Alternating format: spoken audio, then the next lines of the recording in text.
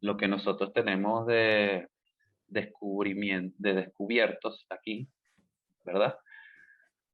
En Occidente, l- ha sido, inclusive desde Europa, ha sido un oficio y de la antigüedad, ha sido un oficio que ha sido, vamos a decirlo así, marginal. ¿Por qué digo esto? Fíjate, en la República de Platón, para citarte un ejemplo, los artesanos quedaron fuera de la República, el artesano. Y en esa época, obviamente, la concepción de artesano no es la misma que en la Edad Media, eso lo tenemos claro. Pero ya el artesano, el que hacía, el que se dedicaba al oficio de las manos, era considerado eh, eh, es decir, era prácticamente, estaba al nivel de un esclavo, porque ellos, en Platón con su lenguaje, ¿sabes? Todo, mm, con su lenguaje tal, así todo sabroso. Él prácticamente puso a los filósofos, a ciertos personajes en la cúspide de la pirámide, pero a otros los dejó relegados como... Y era lo que socialmente él vivía, ¿no? Y lo mantuvo así, teorizando sobre eso. Tú puedes hacer dos cosas. Tú puedes criticar una realidad establecida o tú puedes simplemente describirla y perpetuarla, que es lo que hacen normalmente muchos de los teóricos, tanto en el arte como en la sociología, como en la filosofía, como en todo. Lo que hacen es reproducir lo que existe, o sea, describir la realidad, que es una cosa a la que otros teóricos, no voy a mencionar nombres porque les daría como urticaria, así, pero hay un filósofo alemán de origen judío que se dedicó a estudiar la economía, no voy a nombrarlo porque ya todos saben quién es. En su juventud, él dijo algo así como que la filosofía se ha dedicado como a describir fenómenos ¿no? Y lo que se trata es de cambiar la realidad o de impactarla, ¿no? Mm. Eso me parece interesante porque eso lo empezaron a hacer los artistas, ¿no? Ahí, como en el siglo XX. Eh, los artistas en Europa. Pero eso es un tema que voy a tratar después. Para seguir el tema de los artesanos, desde Platón hasta la Edad Media, los artesanos eran prácticamente seres marginados. Por eso es que un Velázquez hizo ese famoso cuadro de las Meninas y se puso en un acto de autorreivindicación, eh, digamos, social, ¿no? Y de dignidad profesional, no sé si de rebeldía, no lo creo, pero sí de elocuencia, eso sí, muy elocuentemente él se puso al nivel de los reyes, ¿no? Ahí en la escena. Y eso es una declaración política. Ay, chamo, pero es increíble cómo hay obras de arte que no importa cuánto tiempo haya pasado o qué técnica, ¿verdad? Haya sido. Mm, O sea, cuando es una verdadera obra de arte, impacta en cualquier época, es muy época, loco.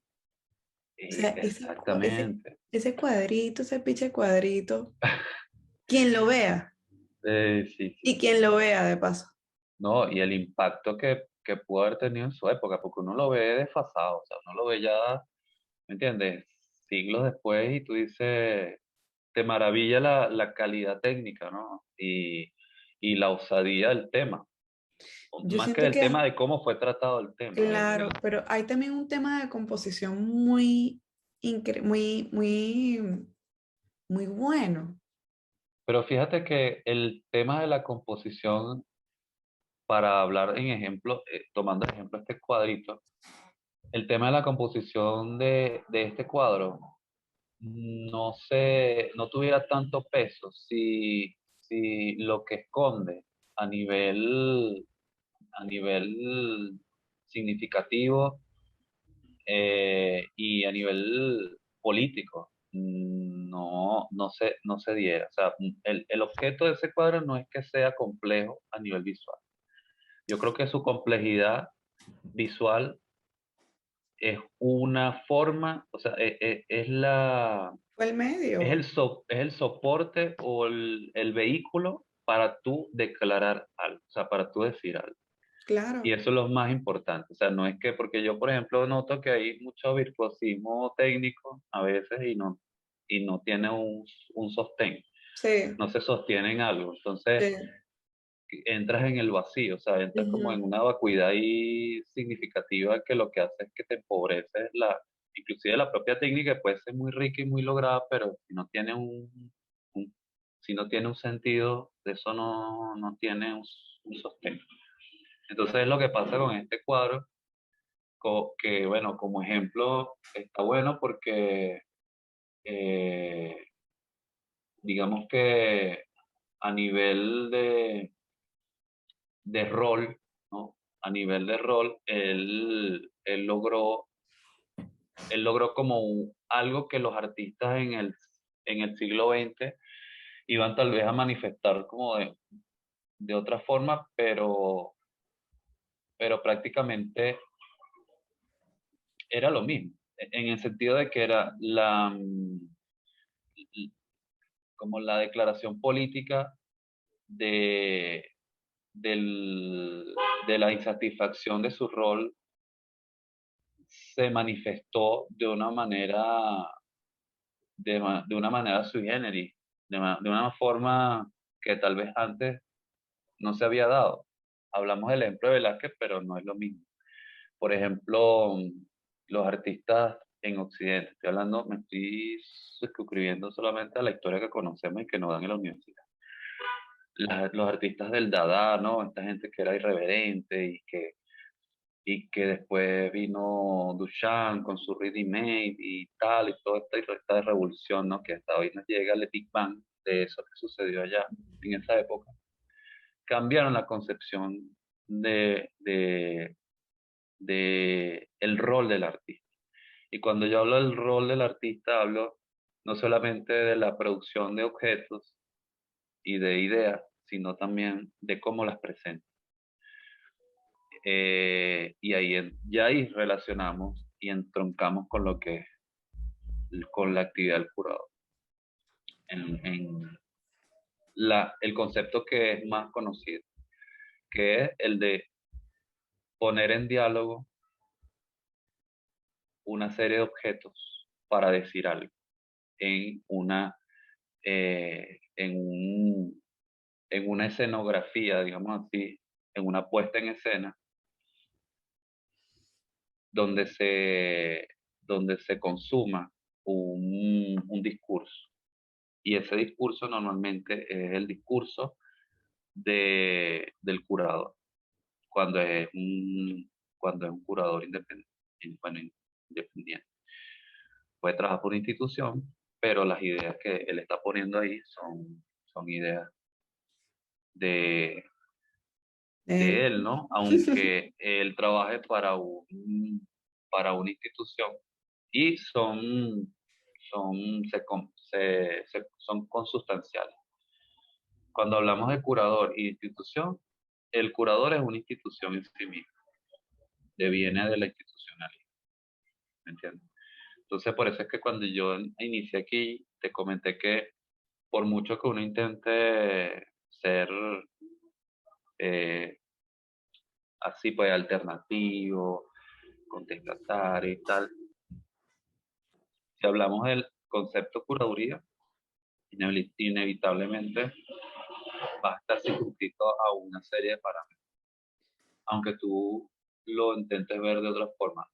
Yo, por ejemplo, he hablado de la curandería, yo he hablado de la curandería y tengo algunos textos de, sobre ese tema que es como una elaboración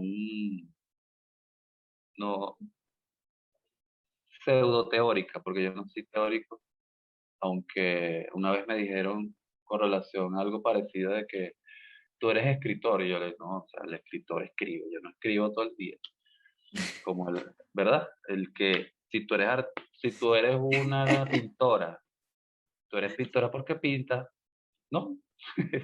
Todos los días. Yo no escribo todos los días. Yo leo, yo sí hago mis notas, pero tengo mis momentos de que yo escribo. Y he escrito como por objetivos muy específicos, pues.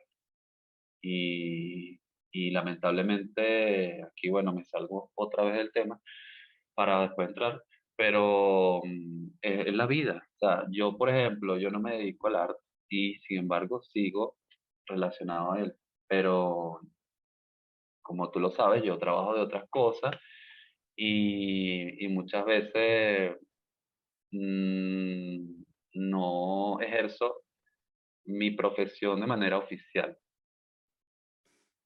No sé, me ha gustado como ejercerla de manera alterna a canales como oficiales.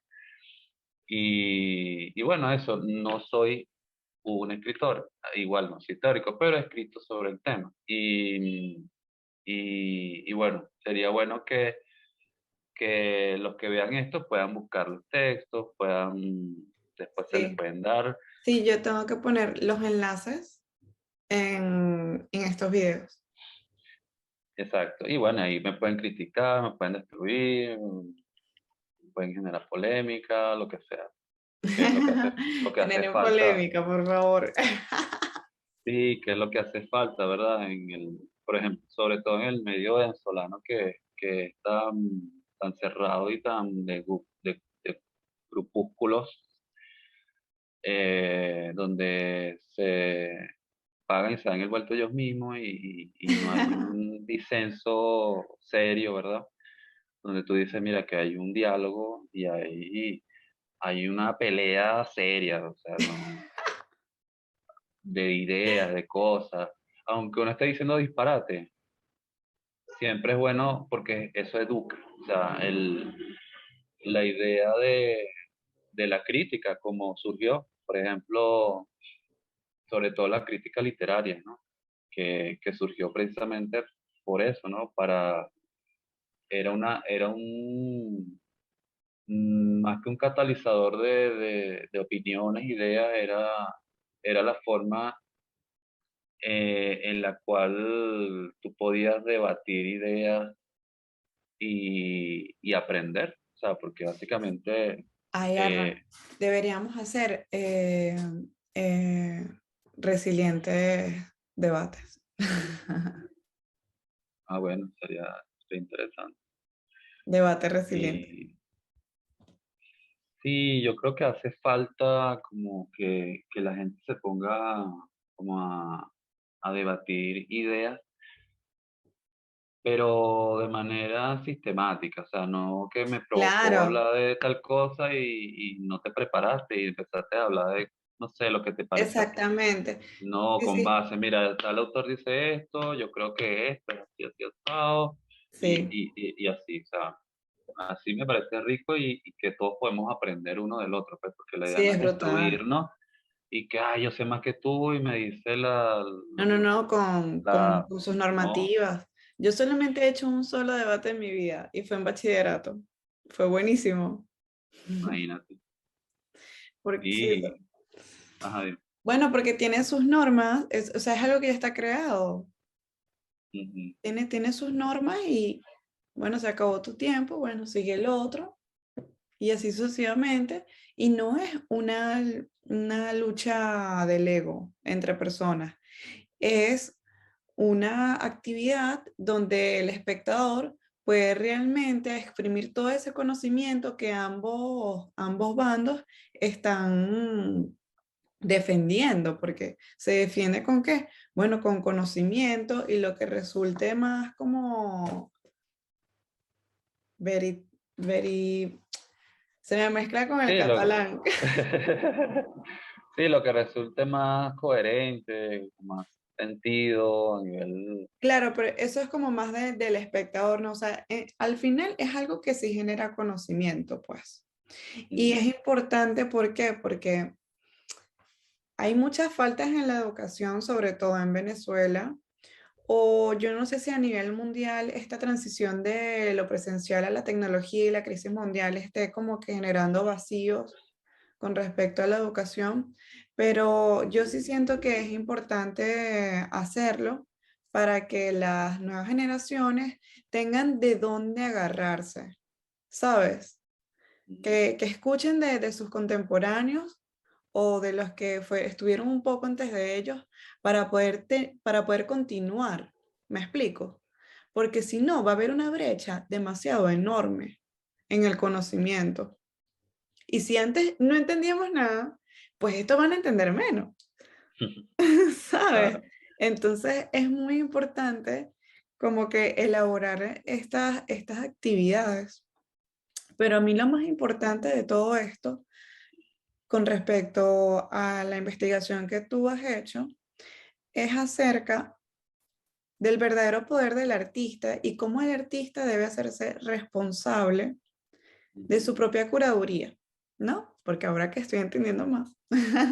ujú, Y en ese sentido, que sea él el que tenga las herramientas para contar su propia historia y así que sea él el que modifique la realidad, que no venga otro a observar y a contar lo que se observa, no.